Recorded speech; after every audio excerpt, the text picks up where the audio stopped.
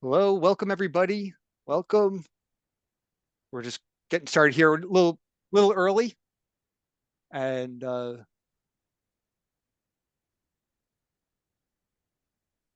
just give a minute for folks to sign in over here and everybody to come in.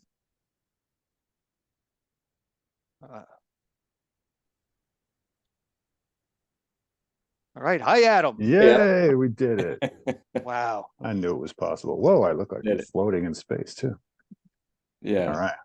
All right, everybody. There we go. So just I guess showing everybody behind the curtain over here. At, for some reason, Adam was lost in Zoom and could not. He was a participant, so we just pulled him up on stage. So Thank you. I'm everybody, glad I dressed up for the occasion, clearly. So I don't know what happened to you guys. I don't know. Pajamas underneath, I know. Well, so welcome here. We're going to get started. We got a lot to cover.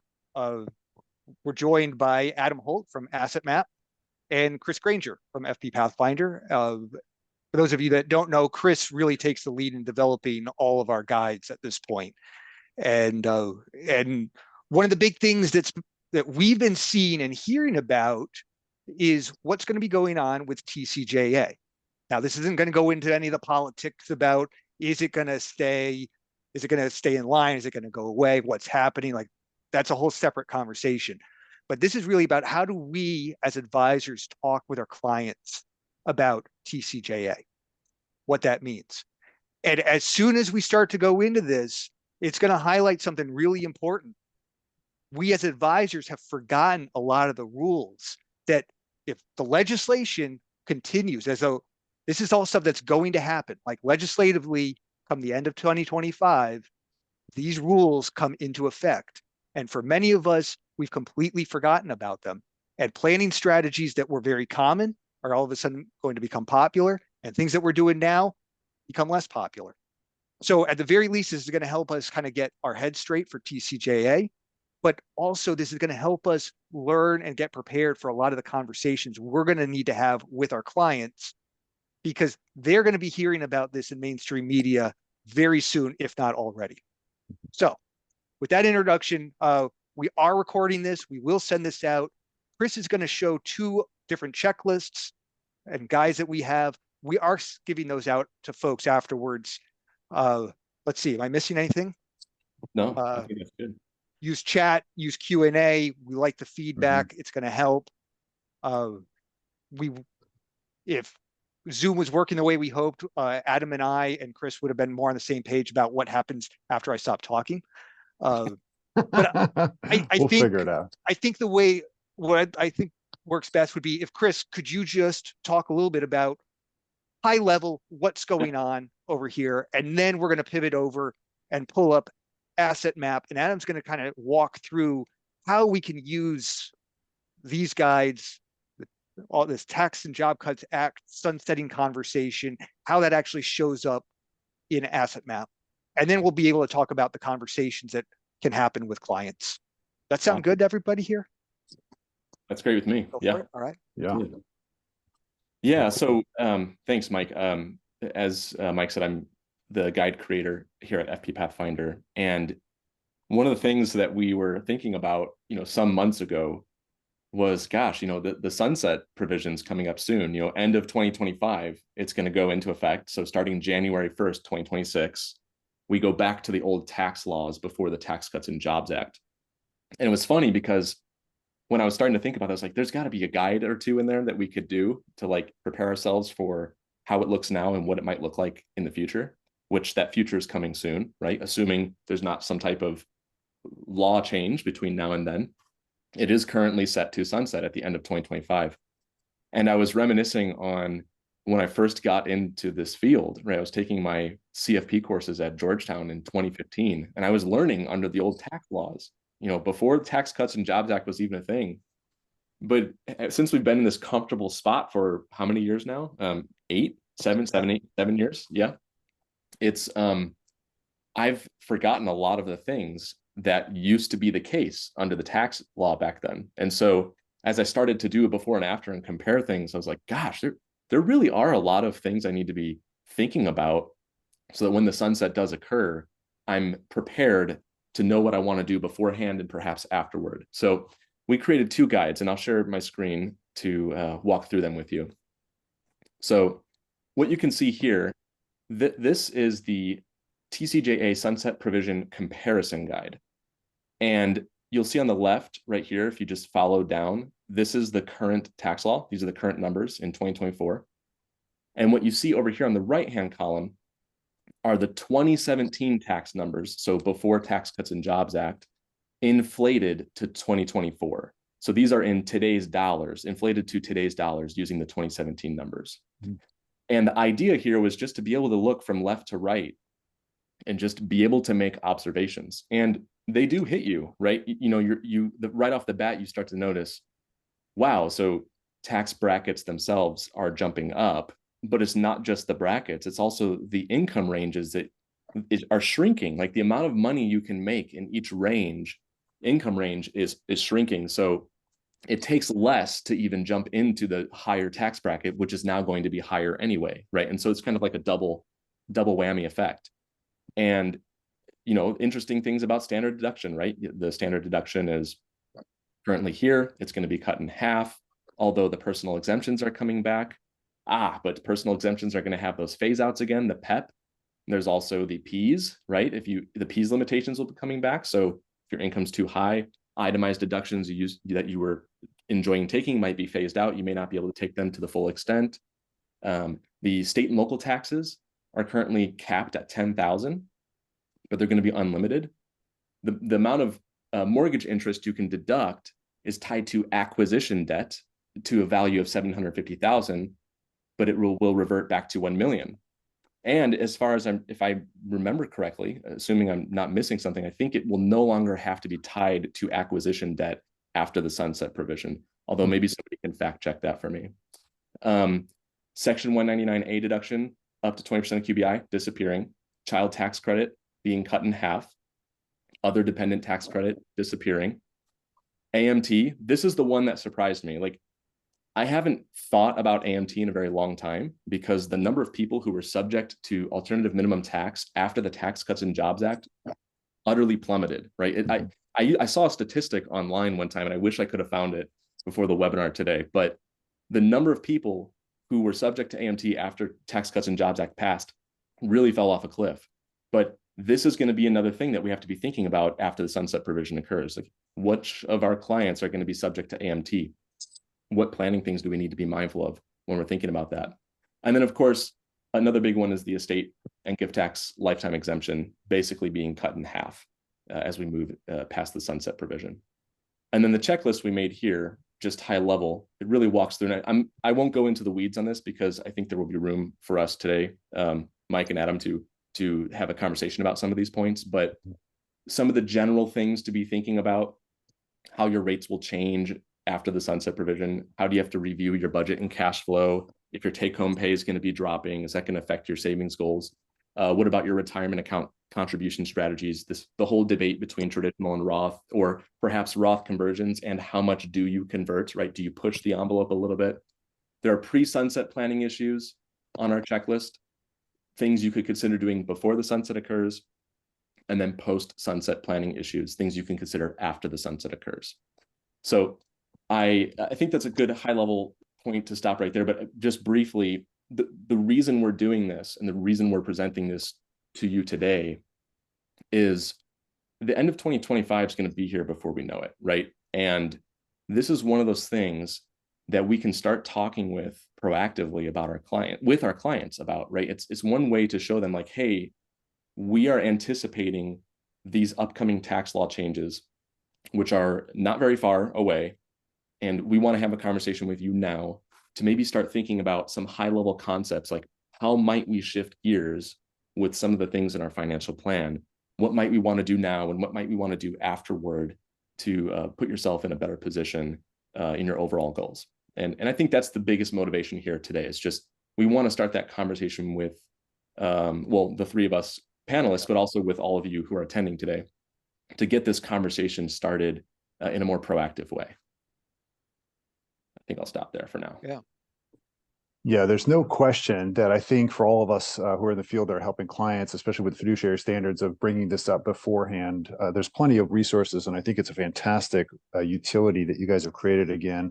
I think just if we do nothing else, all of us on this call today, but put that exact piece that you guys have taken the time to put together in front of the client to start a conversation, we know that the right conversations are going to happen.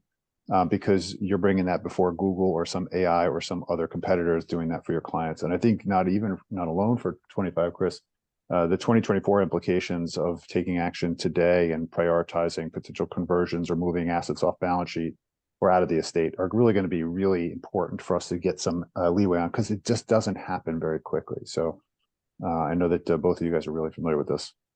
Absolutely. Yeah, it's a huge value add to get ahead of now. I mean, when the Tax Cuts and Jobs Act came out, there was a lot of excitement about, oh my gosh, we have this big window now of like Roth conversion opportunities and, getting money out of the estate because there's not going to be a clawback if you accelerate gifting and blah, blah, blah, Mm-hmm. And, humans, human nature is to procrastinate or maybe, wait to the last minute to do things. And I'm sure there are people out there who have been taking advantage of it, but there's probably still more that could happen right between now and then. And there's also this question of like, what is a reasonable amount of action we can take that is, going to have a positive impact on our clients, but also not be overstepping at the same time. So it's just a good thing, with only 2 years left, not even, it's just a good time. Gosh, what am I talking about? Less than a year and a half. It's August already in 2024. Mm-hmm. So, it's just a good time to really get this conversation started. Yeah. Mike, is there anything you wanted to say before we jump into our case study? No, I'd say let's jump in, because I think the natural thought that's going through everybody's mind is like, wow, that's a lot of changes coming through. Like, how do we talk about this? I mean, from myself and the clients that I still work with, it's hard to keep all of this straight for me as an advisor. So now you layer in, how do you have these conversations with clients and how do you think about this? Like, oh, that's pretty. You like that? I like that. Love it. We thought ahead. Yeah. Well, yeah, it's great. And for those of you that are writing in the chat, how do you get a copy? And Michael's team and the fpPathfinder team is going to make this available to you. I just use, because we're subscribers to fpPathfinder, we use the branded version, and you could see we could make it all look like we created that. So thank you very much for creating such awesome branding. This is fpPathfinder with a, if you remember, here's drugs and here's your brain on drugs. Remember that commercial when we were kids? This is that for that guide. I think one of the things that we were geeking out about, and we were talking about how do we help convey to our marketplace of advisors how to actually have the conversations around this stuff. And so we said at AssetMap, well, let's take this fantastic piece you guys have created, and let's see how we would actually show that in the real world. So what we're going to do is we're going to have fun here. We're going to kind of walk through a case study, and then we're going to say, well, what would happen, or what topics would we start to talk about today? Not wait till the end of the period, as Chris said. Let's do that today. So let me just kind of walk you through this household for a second. This is the Ben and Betsy Ross family. You can imagine they're not real people anymore. This is made up. They're in their 50s. If you look at the top of the screen, you can kind of figure out what's going on in their life. They're taking care of their mother. She happens to be disabled. They've got a couple kids that are in college. Joan and William. They've got a business partner because they own a company. They've done some planning in the past. You can see this. Their father passed away, leaving their mother with some assets in trust. So, that potentially is going to become part of their estate. They don't think top of mind about that stuff, but there's some serious assets there that are going to move and probably blow up their large, potentially taxable estate. They own a company, and they've got some other work that they've done in the past. To give you some context, Ben is working for a public company. The electric company here, he's making respectable income. In contrast, Betsy is the sole business owner, proprietor with a business partner. She's making significant income. You might notice some other nuances here that come into play in a kind of traditional meeting with a client. There are some future income sources, including Social Security. Those should probably be familiar to you, including a guaranteed minimum income benefit from an annuity that were sold many years ago. Also some rental income from real estate. They have some kind of partial interest she has in some real estate that their family had, also Social Security. And she's getting gifts from her Nana that are obviously not taxable as income. You might notice that under the current tax regime, they're paying. You can see here, basically, we split the taxes just to kind of apportion them. You could see that federal taxes are around $55,000. State taxes are in Pennsylvania around 10. And based upon this, they're in a marginal tax bracket. The grid actually that we talked about just a second ago puts them in a marginal tax bracket around 24 for federal. In addition, you can see they've got a lot of complexity in their assets in their own name, including Ben has a bunch of retirement accounts, some that are active, some that are in 403Bs from prior employment as a teacher. And he does have an active 401k. He's using entirely the traditional plan, not the Roth, just so you know. And some of the things that are going to come up you should look for in your, when you're dealing with clients is, especially with respect to the AMT, is potentially stock options or other kind of compensation that might be phantom. You want to pay attention to this. We have this basically being vested next year, which is why it's not rolling up to his balance sheet. You can see this $400,000. Some non-qualified annuities, some play accounts he's messing around, and he actually does have a shore property that was kind of, they want to keep in the family. It's one of those legacy things. They get together for reunions every year. They really want to keep it. It's in a single lineage. You could see that it's in Ben's name alone, never became joint asset because he kind of thinks it's going to stay in the family. And that's going to have some, we're going to bring that into context as it relates to especially the estate tax situation and how some of these things really we can move some of this off balance sheet. You might also note he's got some cash value because he owns his life insurance personally. And if you look at Betsy's side of the balance sheet, you'll notice that in addition to her 401k, one of her biggest assets here is this 50% interest in this company that she started and ran with her business partner, which her 50% is potentially valued at as much as 10 million. And you can start to see how sometimes these assets, they don't feel very wealth, let's say currently wealth capacitating. She's earning about $220,000. She's got a really big balance sheet. And although she's done some planning in terms of 529s to get off assets off balance sheet, you can see that she's got a pretty sizable net worth alone at $10 million. Joint assets, you're probably familiar with this. For the nuances of this case study, you'll see besides their cash reserves, they have a joint account we're managing, but they also have a brokerage account that their cousin is managing, and that's entirely in municipal bonds. And you're going to see how we're going to kind of bring them back. Their real concern was paying taxes, and of course, AMT is going to come into play, and there, of course, is their home. You might notice, lastly, their insurance is actually, with the exception of this one 20-year trust, 20-year term policy at $250,000, it's owned in trust. All of this coverage is currently owned in their taxable state. And for those of you that know estate planning, you know this could be a no-no, especially if the exemptions come down. All right, let me stop there for a second and see if my colleagues have any questions about this before we go into the 5 categories that we outlined. Well, we may be going a little out of order here, but okay. I really like the example you gave about the business showing up on the balance sheet, because that's one of those examples where you might have clients that it's not uncommon for clients to be thinking about the value of their business, especially if they're self-employed, as having this book value that's going to show up as part of your taxable estate. Mm-hmm. And I understand that even after the estate tax exemption gets cut in half, it's still going to be a minority of people who are subject to estate tax. But I don't want that basic assumption to guide us, because I do think there will be clients that sneak up on us, right? I think there will be people who are actually going to have an estate tax issue that maybe you weren't anticipating, right? They weren't going to have an estate tax issue back in 2016, 2017, before the Tax Cuts and Jobs Act.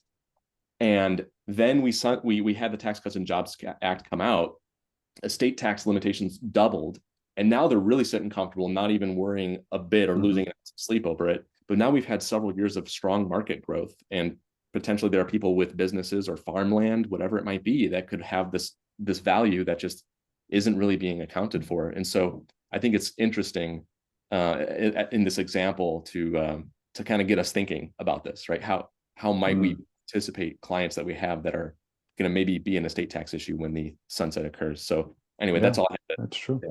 I think it's a great point out. And for those of you that are paying attention, I mean, the real key, I think, to seeing some of this is when you see also significant assets that have the potential to explode their taxable state because they chose to keep this in their taxable state.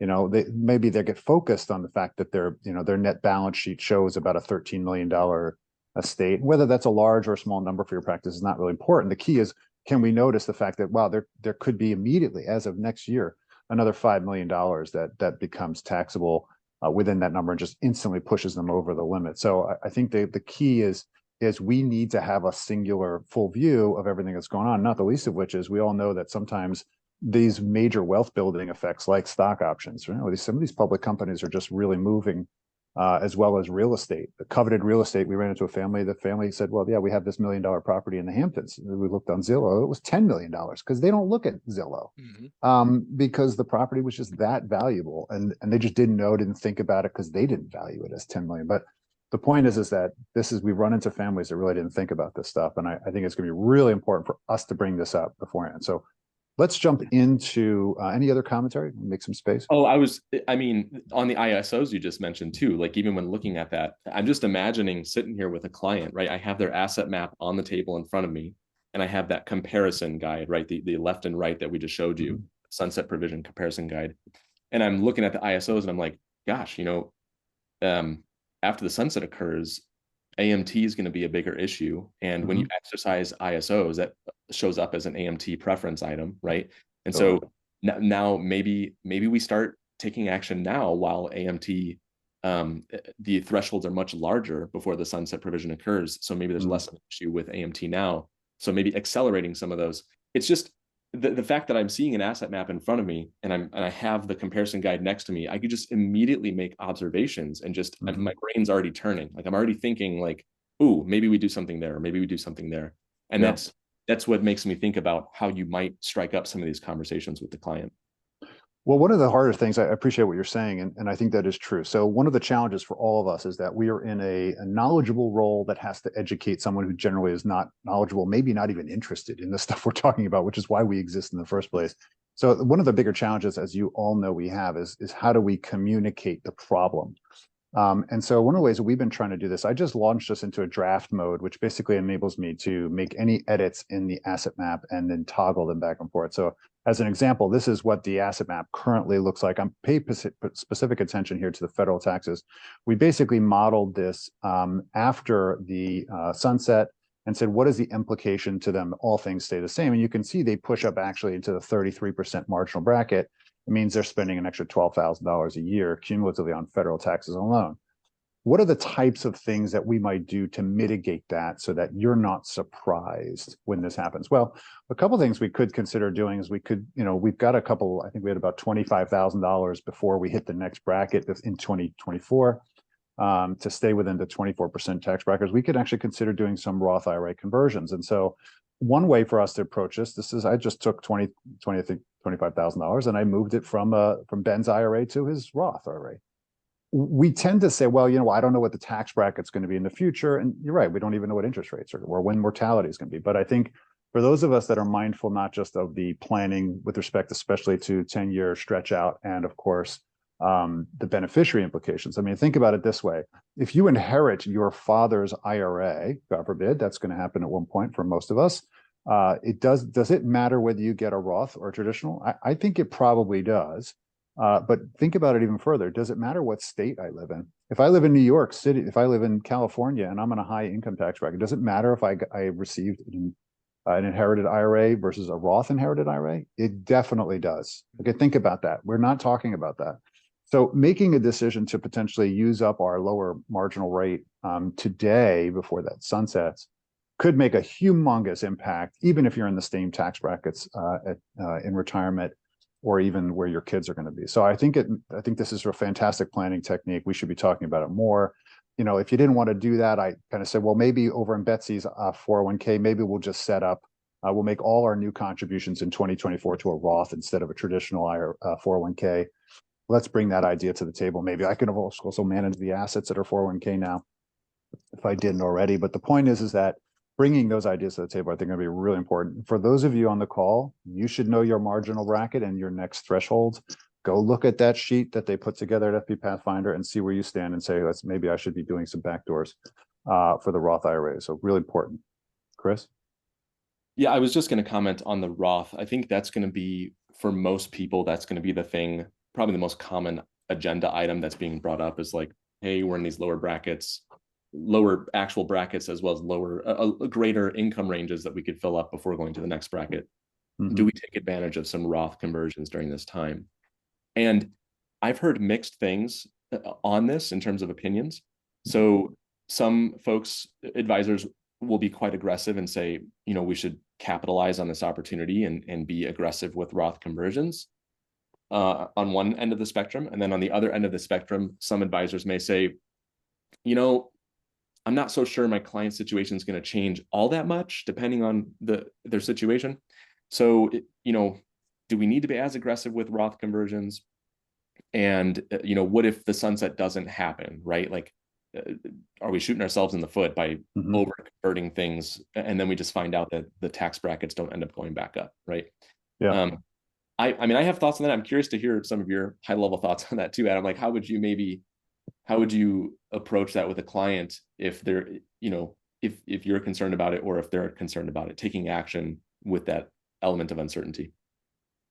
You know, it's hard to say, right? We don't even know whether 529 or long-term will hold in terms of, or HSAs. Look at the tax treatment on that, whether it's going to hold up. All we know is what we have today.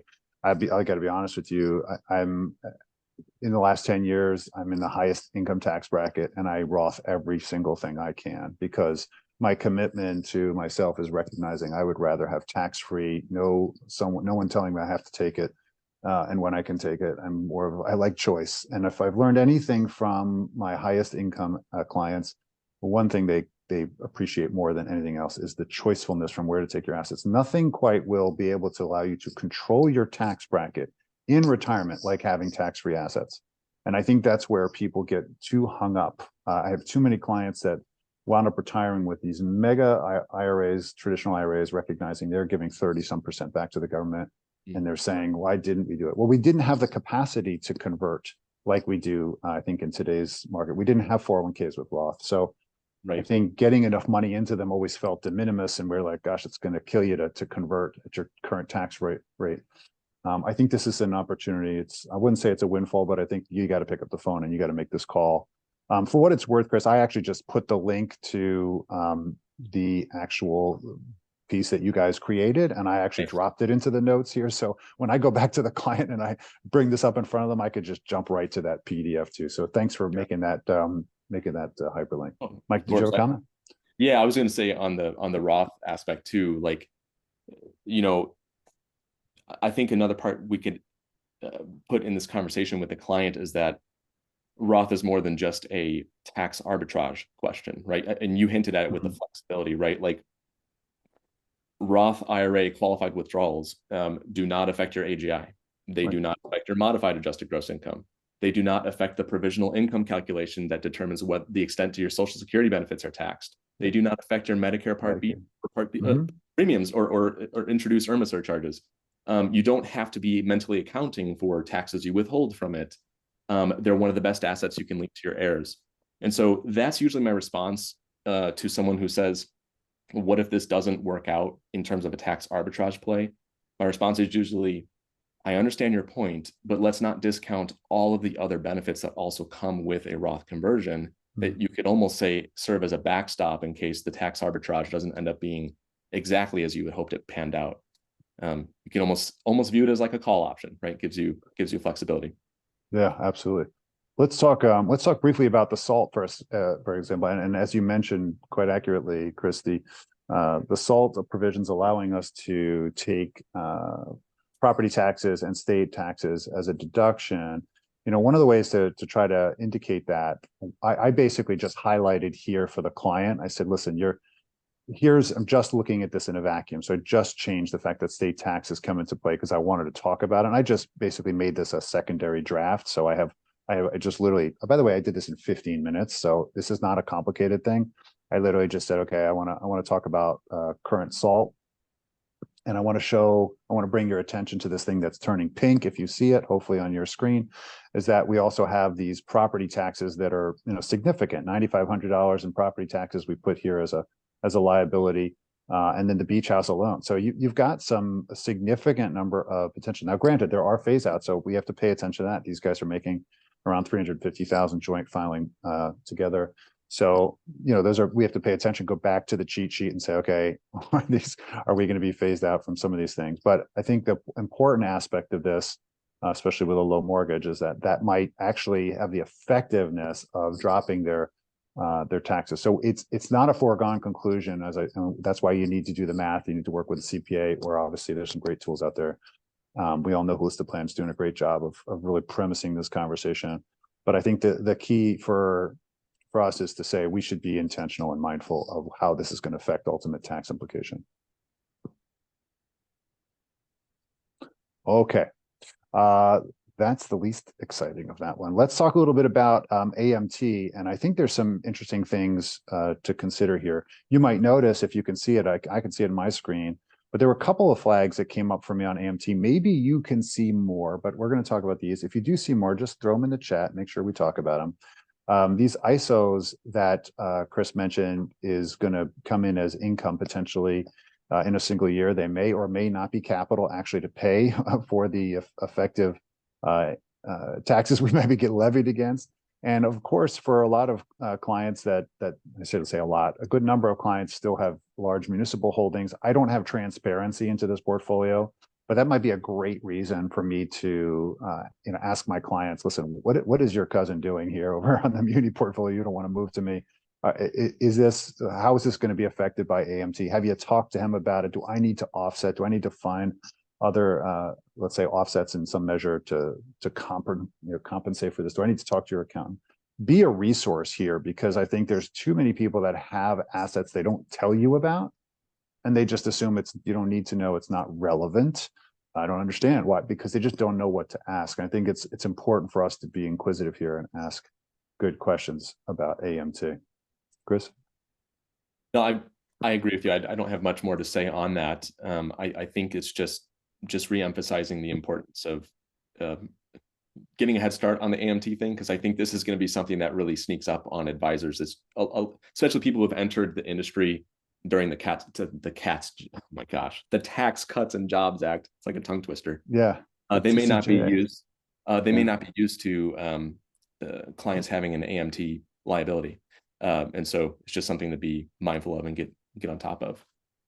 Yeah, and certainly if those of you in the audience right now actually see something else or want to bring up a comment or question, please do that. We'll make sure that there's time for Q&A at the end to address it and go back to any of these screens as we see, because we're just live in application. I thought we might talk a little bit about some of the estate situations, and this came up because I think more than anything else, the magnitude of the exemption, given the amount of wealth building that's happened, whether your clients happen to have NVIDIA or bought a bunch of real estate or have these large portfolios of something, or are going to inherit it from this greatest wealth transfer, and they're going to inherit it outright, not in trust, right? Because how many boomers did good planning, and all of a sudden your clients are inheriting $3, $4, $5 million, and it pushes them over these limitations, especially at the state level. We have to pay attention to this, and I think there's no bigger opportunity right now than to fix some of this mess that I think is in the, especially in the life insurance and the annuity world, where things were titled, let's say not accurately or not efficiently. It's an opportunity for us to bring a huge amount of value, whether you monetize it or not. I think in this context of delivering advice, one of the things that we pointed out early on and mentioned is that, gosh, these two policies are owned in the taxable state. I'm going to draft that you push this to new trusts, or if we don't want to deal with the gifting of these policies and deal with the valuation of them, maybe we'll just get new coverage, assuming you're eligible to get that coverage and don't need the cash value. Right? What's the intent of these policies? You might notice that actually Betsy holds a UL policy with long-term care. I might not be inclined to push that death benefit unless we're doing some kind of split dollar. It's probably not worth it. I want to probably keep that long-term care benefit accessible to her without encumbrances in a trust. But the point is that let's be mindful of getting large numbers off their potential taxable balance sheet, especially if I were to actually tell you the story in a different environment. I might tell you that her son has special needs, and that's why we need to think about that for lots of other reasons. Some of the other things that clearly they might want to consider is this massive business that may have an exit that they're counting on. Maybe it's time to push it off their balance sheet. Maybe it's time to gift or do some discounted gifting that was really popular 10 years ago for high net worth families, given this value might explode in size. maybe we need to think about that. And gosh, where do we start with that conversation? I thought you were just an investment advisor. No, I'm a full advisor. I can bring in the team or bring in my own team to help us figure out what's an appropriate discount, and bring in your CPA if that's appropriate. I think the key is try to illustrate what specifically you want to do. In this case, I took $2 million off of her balance sheet, and I basically, well, I'm not going to show you the whole model for it, but basically pushed it into a trust down to the kid, so I could show her before and after where that's going and how she could retain control. Obviously, if we do move some assets to trust, in this case, I actually said we would move this cash value. We'd have to figure out valuations. It's not always super easy. But the things I'm also tending to look for are, hey, if this asset wants to stay in the family, right? This is a place where Nana and Pop-Pop got together and gave it to the kids and had a vision of their family staying together. Maybe we need to use a Cupert here. Let's go back to traditional techniques of getting an asset with maybe some form of life estate, the ability to continue to live in it off the balance sheet, because we can get some great discounts today, or use some of our exemption potentially for one of the spouses or otherwise. And Chris, this is a great idea you came up with, which is, here you have an annuity that's got capital value in the estate. Maybe we elect the guaranteed income benefit. We annuitize this instrument and instantly get it off of our potential taxable estate by turning it into an income asset, assuming there's no residual value post-death. So I think those are some really interesting topics we should talk about, even though they may be 10, 20 years out for our clients. But gosh, this exemption has been so glorious on the estate side that we can't ignore the fact that potentially families with high net worth problems want to take advantage of this. Yeah, I mean, I was looking at that, in my mind, I'm like, gosh, is there anything you could do, like low hanging fruit that could immediately remove a certain amount of dollars from the taxable estate? And was I reading that cash value right? It was $35,000 for the universal life. That's the $2 million death benefit. Yeah. So this is actually, I think I might have messed this one up, but what I did here is that I might actually have the trust benefiting Betsy, which is why the asset appears to look like it's under her purview, but it's really not. It's in trust, but she feels like she has control of it. So we have that enabled in Asset Map, so you can, this is your money, but it's not really your money, but I know it's your money. One of those conversations. Yeah. But yeah, so effectively some of this, I believe, yeah, okay, got it. So my plan was to move this to trust. Yeah. Yeah. I mean, if you're thinking about like a irrevocable life insurance trust, an ILIT, right? $35,000. I'm not sure what the actual gift would be. You'd probably have to get the interpolated terminal reserve or whatever. Yeah, you have to call up the insurance. Hey, what's the interpolated terminal reserve? And there's only one person who knows what that means. Right. And they give you the number, and then that's the number you're looking at. That would be a taxable gift, right? Goes against your exemption. But let's say it's for demonstration purposes. Let's say it's 35,000, right? Yeah. Well, not a bad deal to use only 35,000 of your gift limit to remove a $2 million death benefit from the estate. That's then going to pay to the heirs completely free of estate tax, right? There may be, planning items you can take that don't have to be, super complex to get to the solution. Now, I understand calling up an attorney and getting an ILIT drafted. That's a whole thing. But the point is, it's, I mean, just the example you gave here, Adam, I'm able to high level be looking at this and just have my brain churning about, maybe we need to look into this. That could be a way to save on estate taxes. But what about over here? I really love this combo of having a high level asset map with the TCJA comparison guide. I think that's the key point with a lot of this. Like, there are so many changes with TCJA that it shows up all over somebody's financial plan. It doesn't just show up in taxes. It shows up on the map with every financial instrument, which I think makes it really important to start a conversation with something like Asset Map, so that the advisor can sit down with a client now and just say, hey, look, we don't know really what's going to happen, but ballparking right now, if things keep, if nothing else happens, like, there's going to be some changes. And here is where we see it happening. And just like what Adam was doing, like circling a couple areas and then being able to pull up the checklist or that other summary sheet to show the client, this is what's coming. Because if we as advisors aren't leading this conversation and helping point the clients to those certain key areas on their own asset map, they're going to be hearing about this on mainstream news, and they're going to arrive at some different conclusions. And they're going to be coming to you saying, well, how come you guys aren't bringing this up to me? Like, I just read about this whole thing over here. And maybe they have the information right, but maybe they don't. Like, we're talking here about Roth conversions, and there's a whole idea, well, do we do it now? Do we not? Well, it's hard to tell because there's so many other changes happening. Maybe with SALT coming back, that maybe the Roth conversion isn't going to be as attractive to somebody. So you have to do further modeling. But the headline's just going to be, hey, taxes are going up, do your Roth conversions now. And clients are going to think, oh, blanket statement, now is the time for me to be doing this while I still have time. When in reality, there's a more nuanced, subtle way of handling this. And we have to guide our clients through that because it's really more complicated.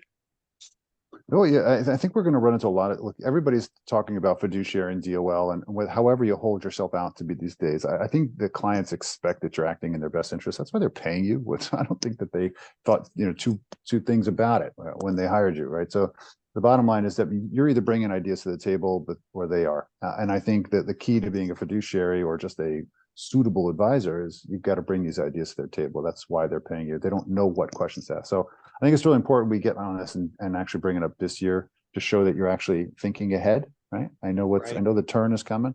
You either do it or you don't. If you don't do it, then advisor like one of us is going to come along and we're going to do it for your clients, and you're not going to be your clients anymore. So I think the level of competition is going to start to heat up, and we need to protect our existing business, and it will actually generate more business. So if any of you are thinking like, okay, I'll get to it, don't wait. Okay, this is not one of those things you want to sit on. You obviously could do whatever you want. One of the things I thought was kind of cool when I started playing around with this is I actually said, gosh, this asset map is darn complicated.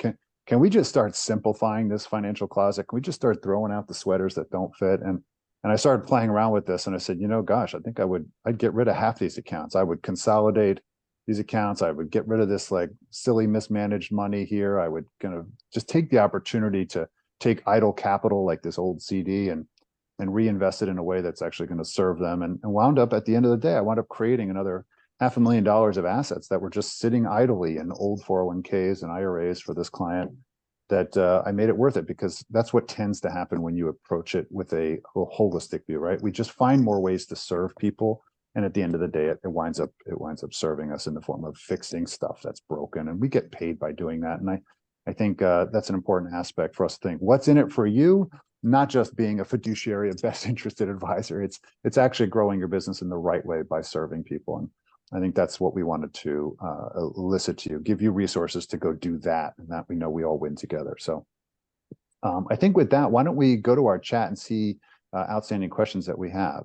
So there's been one little theme that's emerged over here, Adam. This is really about asset map, but we're modeling TCJA over here.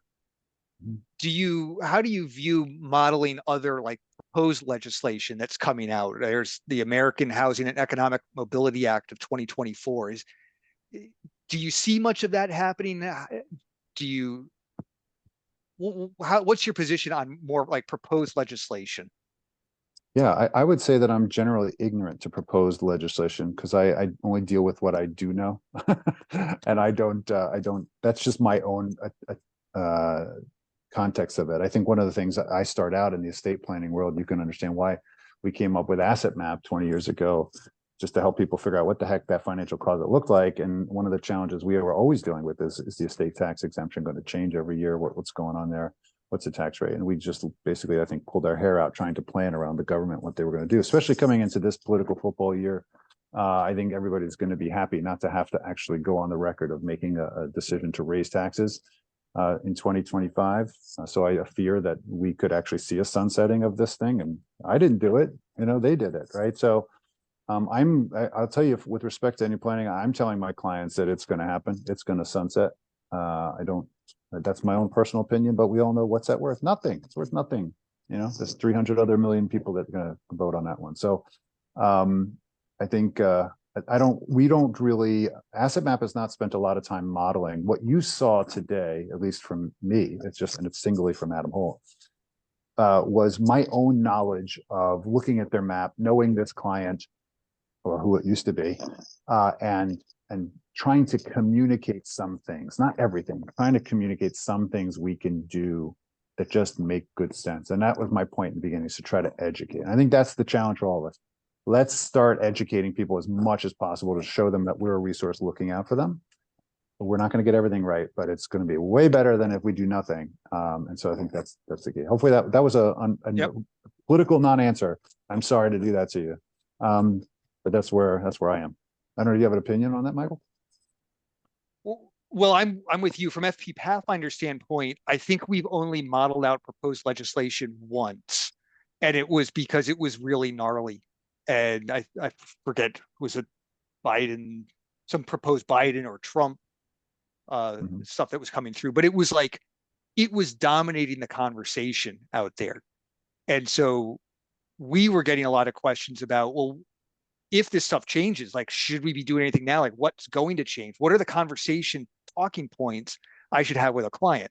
Yeah. Not that we actually want to start acting on proposed legislation, because it ended up moving drastically from where it was. But the point was, the conversation was still happening. And so the advisor needed to have in that particular case, and again, very rare, but they needed to have those talking points handy so they could walk through with a client and say, okay, this part changes and this part changes, but these parts here, they don't change.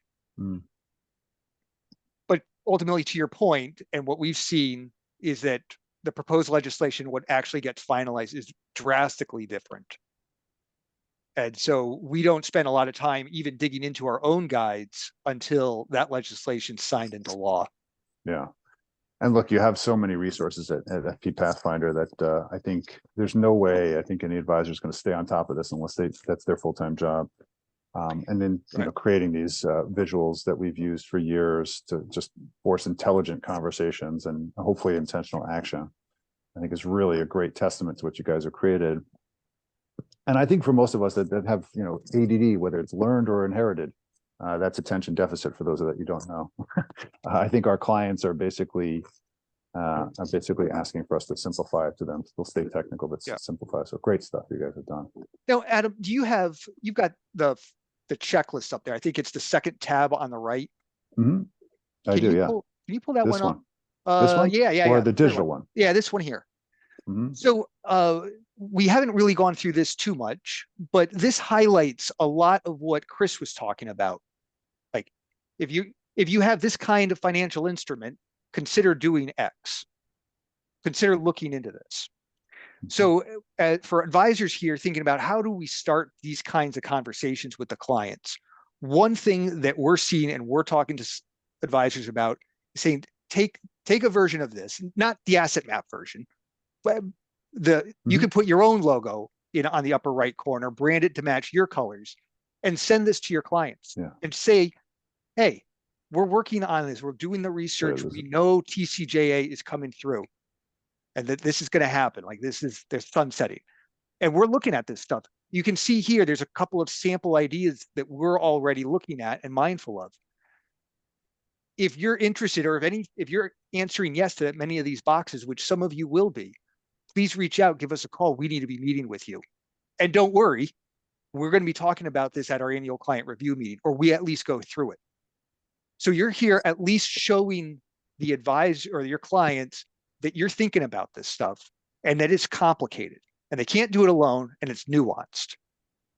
And maybe this is too much, and maybe the one with all the numbers is going to be better suited for your clientele, just to see, hey, taxes are changing, income brackets are changing, deductions are changing. We've got it covered for you. Yeah.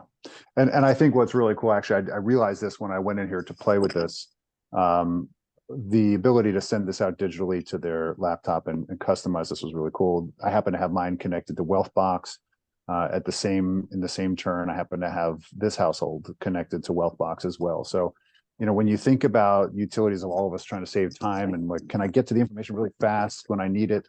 I think both of us have been mindful about how do you get right to these contacts and see, hey, did Did they complete it, pull it up live within the meeting, and let's go through it together. Like let's literally, let's do your homework together. And I think that that's an important aspect sometimes of being an advisor. We need to be better handholders. I know some of you are fantastic at this, and we need to definitely double down on it, because I think a lot of people are feeling a little bit digitally disconnected, or we're relying too much on the text, sometimes having these conversations. I did see, Michael, that there were a couple of questions around analysis and so forth. Yes, go right ahead. Yeah, sure. I mean, Asset Map, in addition to kind of its, quick signals of kind of like where are there some knockout problems, as well as, funding levels, where are we having shortfalls from the traditional planning tools. So some of you don't know that Asset Map has the capacity to do, full out retirement or education funding or life insurance needs analysis, all embedded in Asset Map. We just found it because it was easier just to go right into it.